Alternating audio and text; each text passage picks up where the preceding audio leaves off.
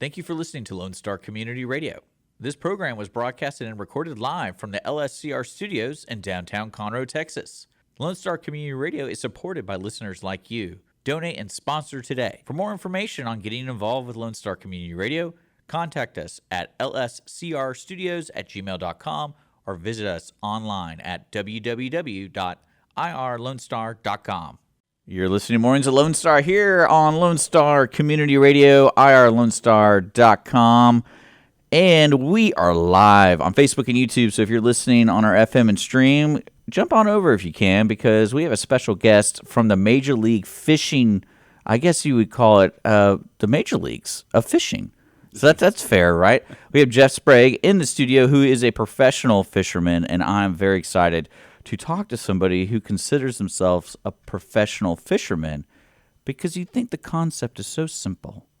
You just get a stick, a string, and put some bait, and then you'll catch the big fish. But clearly, that's not the truth. And I'm really excited to talk to Jeff today. And if you have any questions about Jeff, I put all his social media below, and then also like his lures he uses, and also Major League Fishing, because this is going to be a very fun interview for me. So, Jeff, welcome to Lone Star. I'm glad you found the place. Yeah. And the weather's kind of being weird. It's like we don't want to commit to full stormy weather, but we're going to be the dark cloud and a little trickle. Listen, thanks for having me, first of all. Yeah. And awesome. I'm glad to find you guys here on West Davis Street, not East Davis Street. We had that discussion. Well, it splits. It's okay. Yeah. So 105, it splits, so there's the east and west. So technically the building's on both roads. Oh, hey, we're not going down that street. And I'm sitting there going like, that's interesting. Okay. Yeah. So, but yeah, thanks for having me. Got it found. And yes, so lots of things coming up this week with Major League Fishing being here. And, just excited to get back down to Conroe, and your weather is not being cooperative. I am glad that the water that's falling out of the air is in form of water and not ice, like you guys had. Oh, yeah. Like it sounds a week or so that ago. feels so far away from me. I went to El Salvador. Oh, goodness. Last week. So I wasn't really part of I had the snow day. People call it the snow day. Right. But, I was like, all my friends are like, it's still cool. I'm like, I don't care. I'm in El Salvador. I'm in El Salvador, dog. No, well, you picked a perfect time to be out of town. So, yeah. But unfortunately, these fish didn't go to El Salvador with you. They Yeah. stayed in Lake Conroe. And, we arrived this week to find frigid water temperatures and fish that had being up shallow and biting and eating on their mind. And then I think they got a little dose of the winter. And so that winter, they're not used to. They're cold weather. Yeah, that's what I was. See, I'm so happy to have you here, Jeff. Because paint a picture of ideal conditions because there's so many different types of fishing. There's like river fishing, I imagine. There's like a pond, and then there's like we have the lake here. It's a huge lake, and then we have the whole ocean, all oceans around the world. Sure. So when you're coming here, because Major League Fishing is doing the Bass. Is it the Bass Pro Tours opening? Yes. Right? This is the first day. This is our 2025 season opener here. Okay. Yeah, at the lake. So what's an ideal condition at the lake? This lake here in Conroe. So if people are listening want to go fishing. So this is the time of year that you would really want to showcase this particular body of water.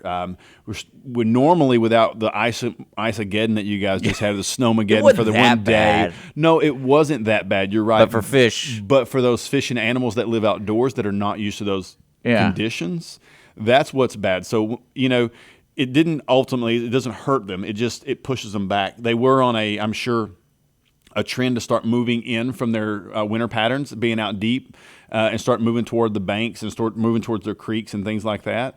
And then you guys got that super cold blast, so that holds them up and or pushes them back. And then we arrived the next week, which had you guys not gotten that cold weather, the fish would have been, all over the lake. Would have been moving into those areas that are much easier for anglers to target, whether you're fishing from the bank or whether you're fishing in shallow water, docks, whatever the case may be. So this is just going to be a trying week for us because those fish were in a holding pattern for last week. And then this week, as we don't warm up because we're not getting the sunshine, even though the temperatures are not as frigid, we need that sunshine to warm the water, right? And so they're going to start to slowly transition back into, hey, I'm thinking about going back up to the bank, or I'm starting to think about going back up to those docks and getting out of these deep areas. And so that will really play this weekend to some anglers' favors who didn't know what they were on. You guys are fishing what days? So we start fishing tomorrow.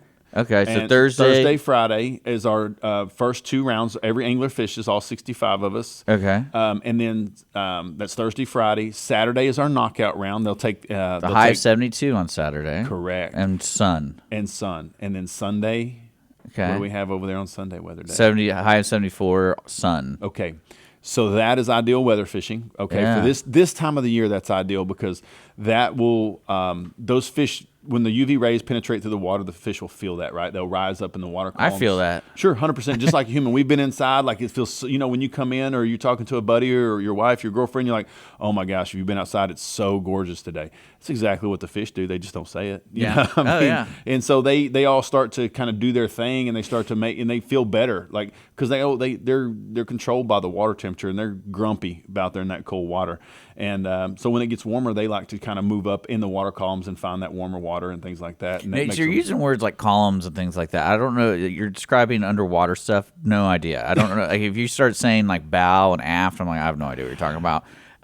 So if I'm looking at the Conroe as a body of water in the profile view, most of the fish that you're catching, you want them to be a little higher in the water, right? Or do you want them to be lower? So different times of the year, fish go different places. Yeah. So when it's cold, they like to go out in a deep water column. Okay.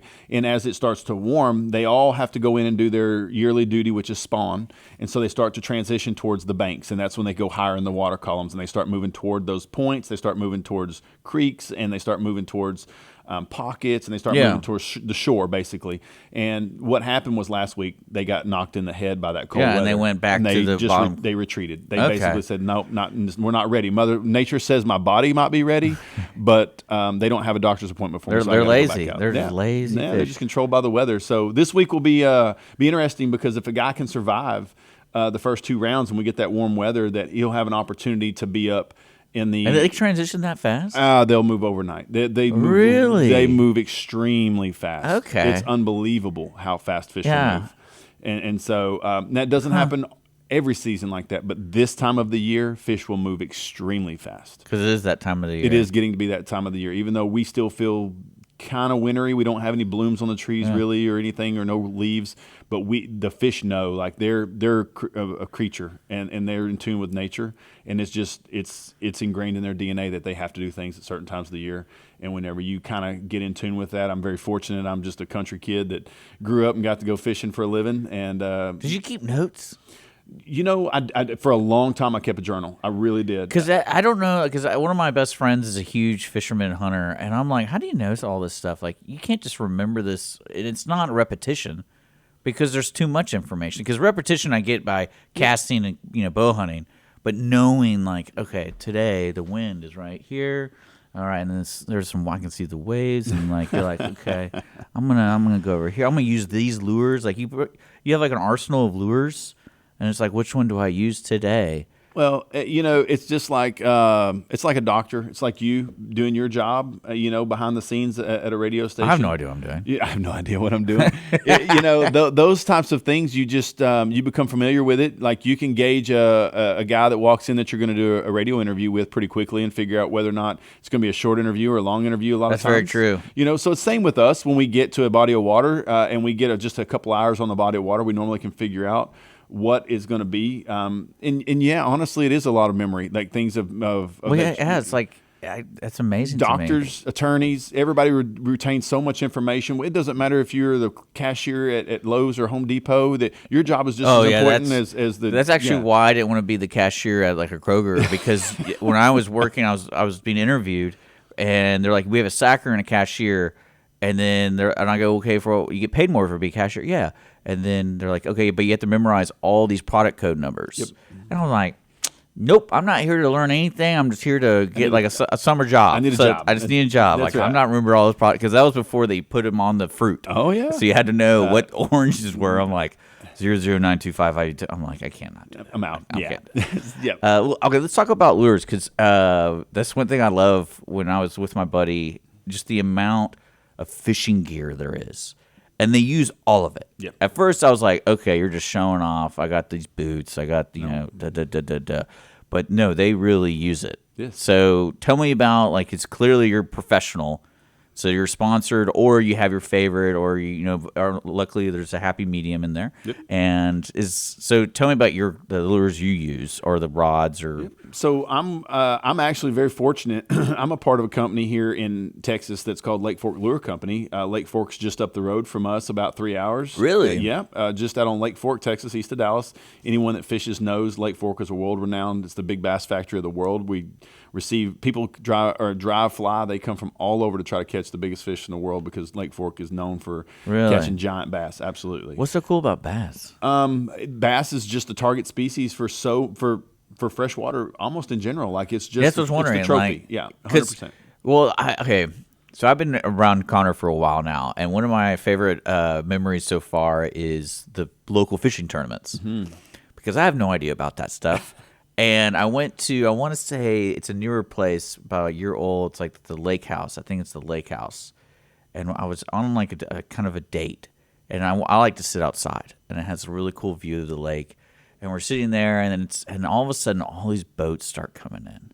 Yeah. And this woman comes to my right and sets up a speaker and this scale, and I'm like, what are we about to witness here? Like, what's happening? Tuesday nighter. Yeah, and all these people were lining up with bags, yeah. and I go, this is. What the hell? Is this like a drug thing? They're giving out money. Well, I mean, and then they started pulling out the bass. Yep. And what I love is the size difference. Sure. Of everybody. Like, you can see the faces of disappointment. Yep. Because this one kid, I have the picture, I'll show you off the air. This one kid, probably like 19, 4 times bigger than everybody. Right. And I was like, oh, he definitely won. Like, everyone else is like this big. And then, like, all of a sudden he's like, whoa. And, but I was like, what's the deal with bass? Like, is it because they're the sizes are so vastly different, so it's a good competition kind of thing? No, or? Bass are what we call a sport fish in freshwater. Okay. So what's a sport fish in saltwater? So sailfish, marlin, blue marlin, white marlin, you're talking marlin. those are the crazy ones. Those are your sport fish of the saltwater, right? There might be someone argue that point to me, but I would just say, like, classification-wise, that is your major sport fish in saltwater. Okay. Same with bass fishing is largemouth, smallmouth, spotted bass. Like, those are your 3 primaries. Interesting. Yeah, in freshwater, and that's from north to south, east to west, meaning from California to Georgia, from New York to Florida, coast to coast. So, like, when you're talking about major league fishing, because I imagine there's like set rules, set schedule. This is a bass tour, just so like you're golf. So that's why when I was reading it, I thought that was really cool. And I know what I love is people are coming to Lake Conroe. And I'm like, Lake Conroe's nuts, dude. Like, that's when we come this early, though, because we couldn't come in the summer. Just too many wakeboard boats, too much boat traffic. There's too many people having fun. Yes, and honestly, it's a more dangerous situation for the anglers, and then the fishing is probably not quite as good because so much movement. Because when the bank, when there's a lot of boat waves and things like that, it displaces the fish a little bit. Like they can't get up shallow too well a lot of times because of the waves. You got to remember, if you're in 2 foot of water and there's a 1.5 foot wave, he'll pick you up and slam you on the bottom. Yeah, things like that. It just is what it is, right? That's crazy. We travel a lot of these. It's just like golf.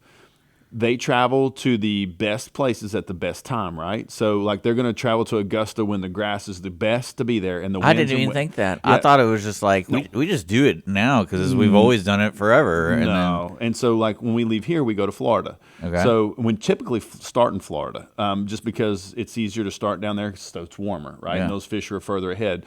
This is far enough South Texas that with good fishing that we take a chance, right? Like, we could either have the weather you guys had last week, or we could have what you're going to have the week we leave, which is 70s plus, right? So we just took a chance in coming in, and we will kind of hit it, but we'll kind of miss it too. So okay, let me ask you this, because I know you talk about the weather and you talk about the ice we had here. So would you say that really challenges your skill as a fisherman when you're facing with this like unexpected ice storm or whatever? Is that Absolutely. Something more of like, it's just going to be crappy? You have a solution with your lures or something. It's your skill, and it's also your will, right? So you have to be willing to wait them out and be able to understand and have the confidence to know that you're around the fish and that you have to make fish eat. Now you sound like a spirit guide. No, not Yeah, really. you sound like a spirit guide. Did I really? But you did. no. You're like, you have to have the will to know. And I'm like, how do you know? But you just because, hey, here's the deal. You put your hand in the water and be like, we're talking on microphones right now that we don't know that anybody's out there listening. You know what I mean? You just have to know, right? Yeah. That you're reaching someone somewhere. So, and it's the same way, like in all of your time being on the water, you know where those fish will set up to be, right? And then also, we have pretty good electronics. I have Lowrance. Oh, so you can use that. Oh yeah, we have I had no idea. Lowrance electronics. So now we can look and actually see like, hey, there are fish in this area. I have to make them eat. I need to figure out a way or to make them bite or see what they're eating. So those types of things will really come into play, really cool. right? Yeah. Okay. So yeah, but a lot of intuition, a lot of knowledge, a lot of years of experience. You'll see come into play. Okay. All right. Okay. Let's talk about a topic that I'm curious about, but you don't have to answer it. So this is a professional sport, right? And I'm thinking to myself, I've always read the stories of people putting weights in fishes and all that kind of stuff to cheat. But tell me some of the rules that are kind of unknown, because I mean it's obvious you can't put weights in fish. But like, are there any other like kind of abstract rules where like you can't use a certain type of line or so we have rules in place just like golf has That's rules what I was in place. wondering. Football has rules in place, and we have a boat official on every boat. Okay, so you have a marshal every day that's assigned to you. You pick him up, you take him. He weighs. We catch, weigh, release on the boat, which is the coolest part of our format, right? So we don't bring them in like to those scales you were talking about. Oh, we are conservationists of the sport, right? So basically, we protect them, and by catching them, weighing them right there, logging them into a computer system, and then releasing them on the boat. We don't damage any fish. We don't bring them back in. I've damaged fish. Well, only fish everybody does, right? Like it's just part of fishing. Yeah. But what we do is we're doing it for sport. So therefore, we're looking for the longevity of the sport, and we want to protect the resources. We're not, for lack of better terms, we're not. PETA. Dispatch. We're nothing like that. We don't dispatch fish. We don't kill them.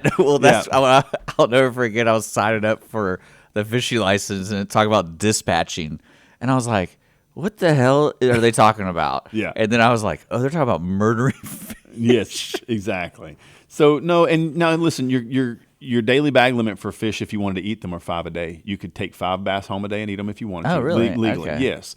But since we do it for competition, we want to protect the resource and what it has to offer, and everyone you can get to enjoy it. You get to pick this dude up, and you have no idea who. Yep. But that's the way it should be. Do y'all talk to each other? Sometimes you do, but most of the time you don't. Like you you're have just fishing, casual conversations, yeah. But they understand that that's our job, and this is a job for us. It's not. We're not out there for a fun experience. You may be out there in rough conditions. I may be having a bad day because I'm not catching them, and I might be frustrated or whatever the case may be. And there's just times that those things happen. So everybody has emotions, right?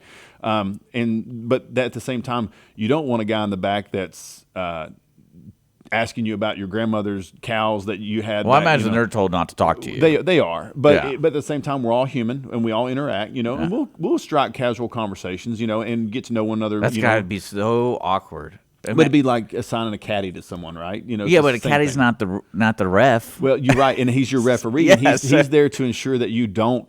Have a fish that you stuff a weight in, or you don't, there's just things like that are highly against the rules, and and you could be banned from fishing for those types. Well, yeah, because I mean the weight fishing thing, that's always everyone knows. I was like, but there's got to be something where it's more of like it's a boat courtesy thing, or you can't go in certain areas or something like that. And that's it. And they're there for that as well. They're there to make sure that you don't go in an out of bounds area. Like if it's marked no fishing here and it's legally marked by the state, you can't go in there. Yeah. If they're there to make sure that you don't go within 100 feet of a dock and make a wake, they're there to make sure that you don't operate your boat in an unsafe manner. They're there to do so much more than just weigh your fish, right? And that's what's cool about it is it's just like a marshal on the greens, or it's just like a. That's interesting though, because I kind of want to know what they think, because you gotta imagine you are out there from like what 4 a.m. No. So everything we do is made for TV, right? So you can watch. Oh, that's stupid. Everything. That's not good. Made for TV on Major League Fishing. So if you guys want to watch it, you can go to MajorLeagueFishing.com. And watch all of our events. But don't y'all whisper while fishing? No. We have microphones on us most of the time. They'll have 10 live cameras at any given time. That's why y'all don't do it in the early morning, because every time we watch anything early in the morning, they're like, "Yeah, we're out here. It's 4 That's deer hunting. It's 4 a.m.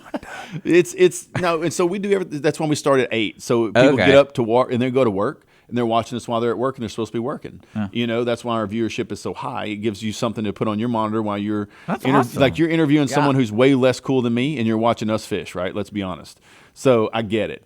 But those are the types of things. 8 to 4 is our tournament hours, and we'll do that from Thursday through Sunday. Thursday's the first day, Sunday's the last day of the championship. There'll be 10 guys fishing, and it's just a cool thing to watch. If you log on, log off, watch it when you can. You can kind of check the score tracker because we actually have a score tracker that keeps up with every angler that's on the water that has their boat official with them. They log all of our fish in, so they rank you. You know exactly where you are, and it's a cool deal. It's not like the old deal of bass fishing where you just watch them all show up and then walk across the stage, and then you don't know what they have. You know what everybody has, so you stay engaged with it throughout the day. Well, that production team is very cool to see. We have a really cool production side of things. They probably have drones and everything. Oh my gosh, I hate drones. But they probably have them though. Hate them. We have tons of drones. Oh yeah, because I'm like thinking, if you can't, you're on a boat and there's so many boats you can have, and then if you have cameramen on people, it's like you got to be close to people, but you don't want to get too close. And we have the drones. We have lots of drone crews that come out and fly us because you got to remember back before we had drones, they did it with helicopter. And so you can't have a helicopter hovering over a guy while he's fishing because it'll scare the fish, right?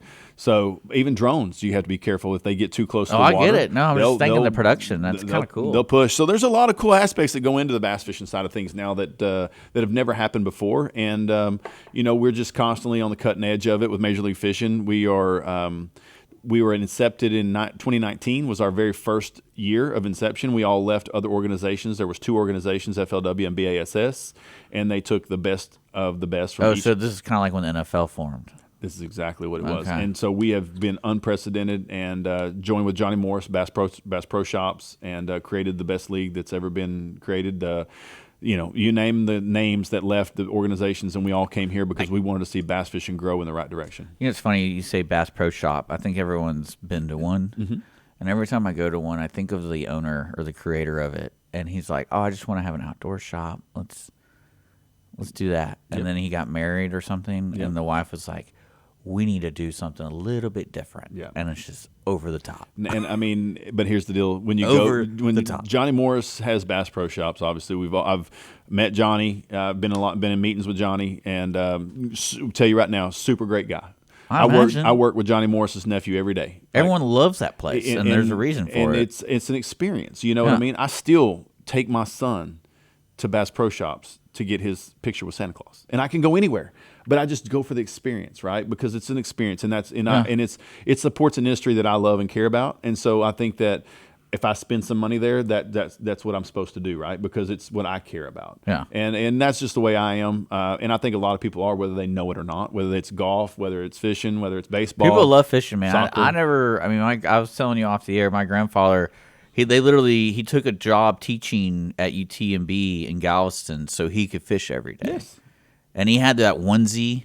Oh yeah, with the fish on it. Yeah, absolutely. Like coveralls. Yeah. Back in the day, dude, that was a big deal. Back in the day. Oh, I know. Patches sewn on that thing. Hey, that was gangster. If I could get me one of those now, I'd rock that thing. He'd wear it every day, and then I want to say he died in one. Oh gosh, that's terrible. Well, I was with him, so I remember. I'm trying to remember. Like, was he wearing that when he was doing? If he did, I hope he went out happy like that. He loved fishing, and awesome. It amazes me just because. Like everyone, all his friends were fishermen, but they never fished together. No, they shared stories of it. But yeah, so it's like they all had their own boats. It's like hunting. And then they go out, and then it's like, oh, let's go to Popeyes. Yep. And you're at and that's what weirded me out because I was like, oh, aren't you supposed to like go together? Well, and then quick fun fact is everybody thinks football, which is soccer, not football, is the largest sport in the world. It's not. It's fishing. See what they don't consider it a sport, but everybody. You think about it. Anybody that's listening to this show. You might not fish every day. You might not fish every week. You might not fish every year, but you go. When's the last time you went and played football? Or when's the last time you went and played baseball? Like, you might watch it, but you don't play it. Fishing is the largest sport, whether it's a professional or not. It's when they consider it a sport now. It's the largest sport in the world. I mean, I would consider it a sport when it comes to, like, because my buddy even goes to competitions for fun. Yeah, 100%. And it's a competition, and it's like an organized event where they have a weigh-in, they have all the stuff, and you can get money. And I'm going to tell you one more thing that's fun fact about it is this didn't happen until after I graduated, obviously. Now you can go to high school. They have high school fishing teams, huge. Then you can go to college, full ride college fishing now, okay? They didn't offer that when I went to school. I had to join the Army. There's that, okay? If I wanted to go to college, the only way I was getting that paid for. Were you fishing at all in the Army? You want to hear a crazy story? Yeah. I was stationed in Washington, D.C. in Bethesda, Maryland, right? Okay. I used to jog up and down the Potomac River with a backpack on with a 2-piece rod and reel and it hanging out the back, and I would stop and I would fish on the banks of the Potomac River when I was 22, 21, right through there. And then little did I know, 9 years later, I would be back there once I got out of the military competing as a professional angler. Never thought it would happen. Yeah, because, I mean, that's a long – I don't want to ask how old you are, but, I mean, because fishing – like, when my grandfather was fishing, I asked him, I was like, how long have you been fishing? And he's like, oh, since I was, like, this big. And my grandfather died at, like, 98. Unbelievable. And I'm thinking – that's a long time fishing, man. Like something you can do your whole life, and you enjoy it. Yeah, and it evolves too. And it does. And so those are the things that I didn't get fishing from my dad. My dad did fish some, but I didn't get it from my dad. I got it from my grandmother. My grandmother would fish. I remember seeing her down at her dock. I remember her going to her house, and she'd be down there fishing. And they had a little place at the lake, like just an RV trailer, nothing nice, right? Like at an RV park. But she would sit down there, and she would fish and catch catfish and love it, right? I don't know what it was about that, but that makes me smile on the inside to this day still. It makes me happy. Like, those are the memories that I have of it. For some reason, I went the other direction. I went bass fishing because I always thought it was so cool, and I saw these guys in these bass boats going fast, and I was like, I want to do that, And so for me, that was what I wanted to do. I don't know why. It just triggered inside me. And nobody in my family bass fished. That's just the way it came of it. And then obviously went to college, did everything, went to military, went to college, did all that. And then for me to get out, abandon everything I learned in college and be a fisherman, I mean, blows me away to this day thinking about the way it's come full circle. But hey, not to get on but man upstairs has got a plan for you. You just got to follow it. You never know what door's going to open. And you also could be good at catching fish. I'm not bad at it sometimes. So, yeah, sometimes I'm fortunate. Yeah. I mean, the spirits are with you. I'm talking to Jeff Sprague, and he is a professional fisherman because this weekend, starting today, actually Thursday, is the Major League Fishing at Lake Conroe. So I want to remind everybody, if you're going out to the lake this weekend, don't let them fish. Leave them in peace. Don't fly any drones. Don't sit on the dock and throw rocks at them. No, they won't do that. And you never know, man. Never know. What's crazy is I don't interrupt you, but if you harass fishermen, not us, but just if you harass fishermen now more than they ever, probably have a gun. No, Texas Parks and Wildlife, the game warden, they will come and arrest you. It is a very serious offense now. Interesting. Lots of homeowners you'll see on the internet now being arrested for doing crazy things like jumping off their docks around people trying to fish. Not like if you're swimming off your dock, that's one thing, right? But if you come out and they're just being aggressive towards fishermen because they don't want you around their dock fishing, or if you are chunking rocks or shooting a gun, like I've seen all kinds of crazy stuff. They take that the outdoor industry takes that very seriously now. It's harassment, and it'd be just like you standing in your front door of your house or in your lawn and your neighbor across the street harassing you, like throwing rocks at you or whatever. Same thing. Like, they do not tolerate. Okay, well, don't do it, guys. Yeah, but most people are not. They're very happy to see us. 99% of the people are very happy to see you there. They know you're only going to be there for a split second fishing, and they want to see what you can catch around their dock or what you can catch out in front of them, so they can tell their kids, their grandkids, what's there, and they can go out and catch them themselves when we're gone. That's true. Does that mean you guys can call ahead and like, I know a guy that fishes That's Conroe? Another thing. No, so we take a very extensive polygraph. You're chosen at random, and you will get one throughout the year without a doubt, and they'll ask you about all your events to make sure that you don't violate any rules. That's a rule? Like, 100%. You can't call and get any information. You can't. Really? You can do public research. Like if it's on social media or if it's on YouTube, you can watch and do that. But outside of that, if I knew you lived at Conroe, I could not call you and say, hey, can you help me out? Like, say I was your cousin. Yeah, doesn't matter. We can't talk about fishing. True story. Once they announce the lake, that's awesome. See, those are the rules I want to know, because it's like you never know, and you really don't want to give that. Like, everyone's always looking for the edge, right? So, but then it's kind of like, what's really a disadvantage to the rest of the anglers? Yes. And that's what you have to rule on. And I always wonder, like, I bet you run so many wild accusations and like this stuff like that. Because I mean, you could use steroids all you want while fishing, but it's like, if you think that helps you, but you can't. You might rip your trolling motor off in a road rage or something. You might need a different kind of boat to host you up. Yeah, but, no doubt. So is it? Hold on. So when you go for the bass tour, it's just you and the marshal on the boat. And a cameraman, if you're doing well, they'll rotate a camera into your boat for live coverage. So it's just you. coverage. You're the one driving and doing 100%. everything. 100%. I do everything. My boat official is just there to make sure that we abide by the rules. And okay, so I'm trying to like visualize it, because I always thought like, oh, you're on a team or something. No, when we get done today, you have some homework to do. I want you to go watch an episode or at least dive into one so you kind of get a general understanding of what And I think you may call me back on my cell phone and be like, hey, I'm digging this fishing thing, man. I'm not allowed to talk to you because I know all about the lake. No, I'm talking about after this event's over. Yeah.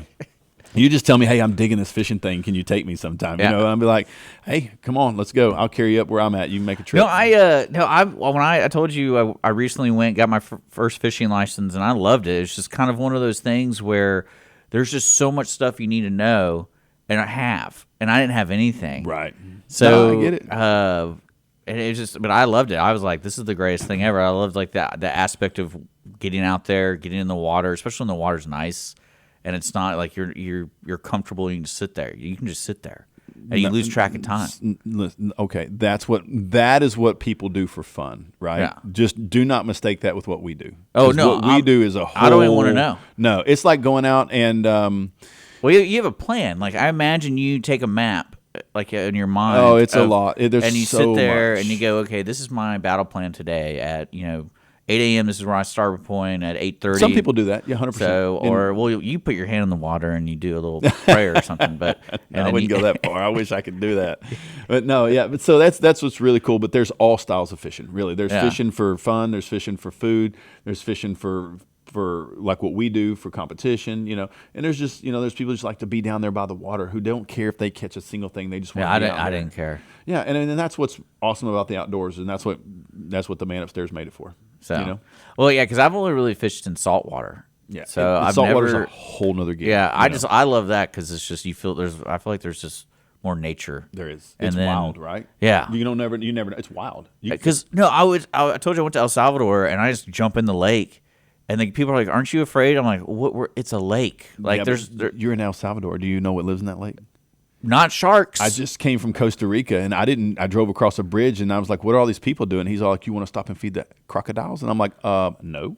Well, yeah, I'm not afraid of crocodiles. You should be. Well, yeah. Well, I meant because more you're of not like at the top of the food chain anymore. Well, I'm not just because you have thumbs don't mean you can get away. I'm not going to say hi to it. I'm not, but it's kind of like sharks or jellyfish or anything. Like you're like, don't say hi to it. You just kind of like get away from it. Oh, here we go. Look, no, we can't. Look, says no person who's ever been attacked by a shark or a crocodile. Like I was like, hi, Mr. Crocodile, and I see that, and I'm like, no, we gotta go, guys. We're not gonna mess with this. Yeah, but I mean, seriously though, like I don't.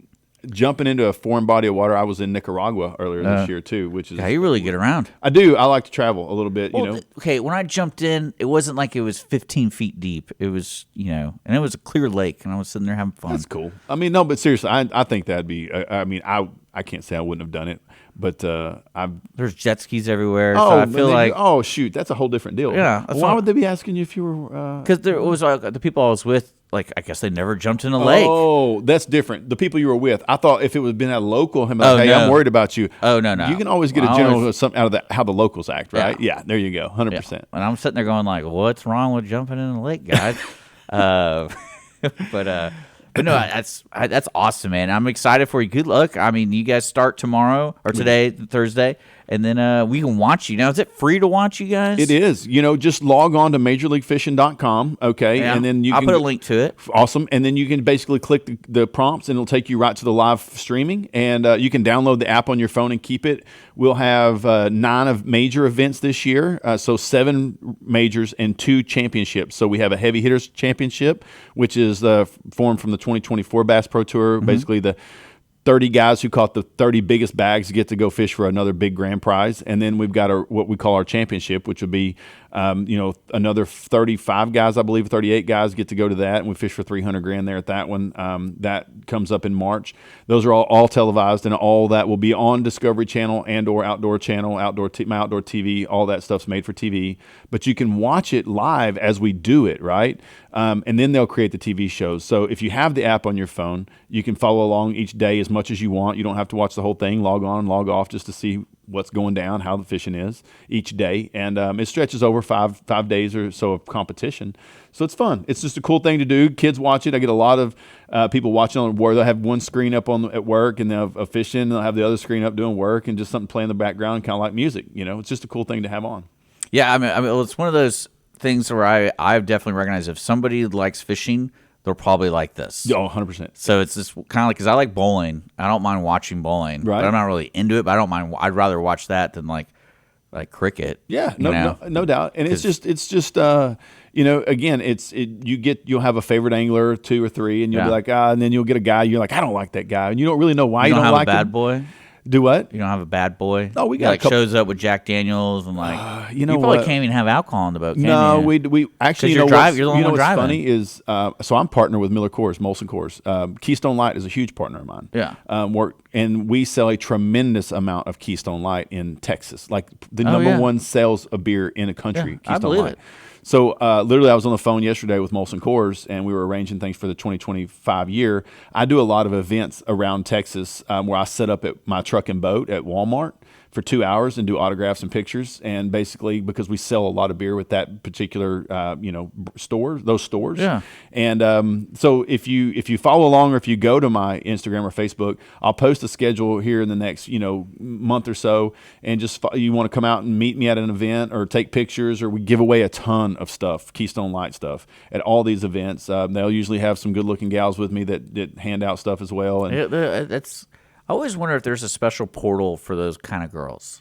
Man, I don't to get those kind of jobs, because I always wonder, how do you get a job like this? It's a good question. I need to ask that. But Yeah. I'm married now, so it doesn't really matter to me Well, anymore. it's mainly because you're just sitting there, and all of a sudden, these women show up, and they're like, wait, where do they come from? Well, and then I why went are to they a Dallas here? Stars game a couple nights ago, Yeah. right? And they had the Stars girls there, that not the cheerleaders, but the ice girls. They Yeah. go out and skate around and clean the ice off. How do you get that job? How come they're not dudes? How come they're not guys? Well, I feel like those kind of jobs is if you know somebody and it's like, hey, you're looking for a side job, you can do this, Cool, or something like that. Sure, because that you're only working in hockey. You have 40 home games or something like that. Yeah, but 40 games and you're there for But 40 it's spread out pretty wide too. It's like you work 3 days and Sure. then you're not working for 2 weeks. And Yeah, then 3 you're days. not going to travel on the road with them. I Yeah. don't imagine, and go scrape ice. It's probably cost way more to Oh, have yeah. you. That's the home team's deal, right? Yeah. Like I'd imagine. Sure. Anyway, just off topic there. Yeah, a no, little that's bit. what I'm saying. Yeah, sorry. I always wonder, how does this happen? Is it on Craigslist, or is it Oh my Indeed? gosh, on Craigslist, or LinkedIn. My Yeah, LinkedIn is it profile. LinkedIn? My profile says So- I can scrape ice well. But no, I mean, it's one of those fun things because I'm really excited about checking you out on the Major League Fishing. I'm going to put a link to the website, put a link to Jeff's social media, and especially the Lake Fork. Lake Fork Lure Company. Yeah, yeah. Lake We're Fork, in East sorry. Texas, just so you know. And Lake Fork Lure Company we just got rebranded, and we just were purchased by an investment group, and I'm working very closely with them. We are bringing a lot of new products to market in the 2025 Y'all year. don't just do lures, do y'all? Well, we do right now, but we're bringing sunglasses. We're bringing all kinds of things, and it's going to be an experience much like a little Bass Pro Shop. So we have a giant sales floor there in East Texas out at Lake Fork, and we're actually manufactured and produced here in East Texas, Okay. which is one of the only companies in the United States that actually manufactures their baits in the United States anymore. Everybody does it out of the country and has it shipped in. So it's really cool to support that and to be a part of it. So if you get a chance, check out Lake Fork Lure Company, and as we grow and rebrand, it'll be an awesome experience to grow with us. That's awesome. I'm really excited about checking this out because my buddy hates freshwater fishing, Oh, that's terrible. and I don't really understand it. Well, what's that animosity? So it's kind of like, all right, here it goes. You ready? So those kids down in saltwater fishing, they look at the bass fishing guys, and we're driving around in like McLarens, and we're looking at those guys down in saltwater fishing, and they're driving around like Buicks. So they don't like us, right? Yeah. No, I'm just kidding about that. Well, no, I remember when he would speak about it, I go like, "Who hurt you?" Like, yeah, who hurt you as like, a child? Yeah, it's like, why this much hatred for it? I love saltwater fishing as much as I do freshwater fishing. It's so wild to me. I love it, and I just think that there's saltwater fishing deserves respect. Really, it does, because those guys, like, dude, those fish, you don't stick your finger in those fish's mouth, right? You're not supposed to. Listen, do yourself a favor. You'll lose a finger. Like, you don't stick your finger in saltwater fish, anything at all, pretty much. Uh-oh. Yeah, like, I'm serious. Don't. So it's different. Those guys deserve mad respect and love it. I love to saltwater fish on my time off, and I was just busting on those guys. But I love it, and I have a lot of good friends who are great saltwater fishermen, and that's what I go doing for fun a lot of times is saltwater fish. Like, I love to go. That's why I go to Cabo, Nicaragua, and Costa Rica. I do all these in Panama. I go to these places just to saltwater fish because I'm chasing the next adventure. That's awesome, and I mean, good luck to you. And I'm gonna go fishing on the lake here because there's a lot of fish around this lake. They love fishing here. You should hook it up. I'll be honest with you. Be a cool thing for you guys to do here is find yourself a local guide that you want to link up with, put it out there, have them contact you, and then maybe do a small piece on your show. That'd be awesome, just to connect everyone in the outdoor industry there, and it'd just be a good outdoorsy deal. There's a lot of shows in the whole Texas area that are just cover fishing. They'll do an hour of fishing every day. And it'd just be something if you guys were ever interested in doing that. 100%. I just don't know anything about fishing. That's in your position. I just know where they are. I just know the lake is over there. Yeah, I'm talking about I'm the fish whisperer. The fish whisperer. I heard that. You told me off air that you put your buddy to shame. So if your buddy's listening to this show, I was talking trash. Like trash. Like all his years of experience, you walk out there and just drop the mic on him, and he's like, "Let me fish where you're fishing." Like, yeah, he's like, "I don't get this guy." All right, Jeff. Good luck, and guys, we're out of here for Mornings in Lone Star. So stick around. We got more stuff coming your way on Lone Star Community Radio, and see you guys later.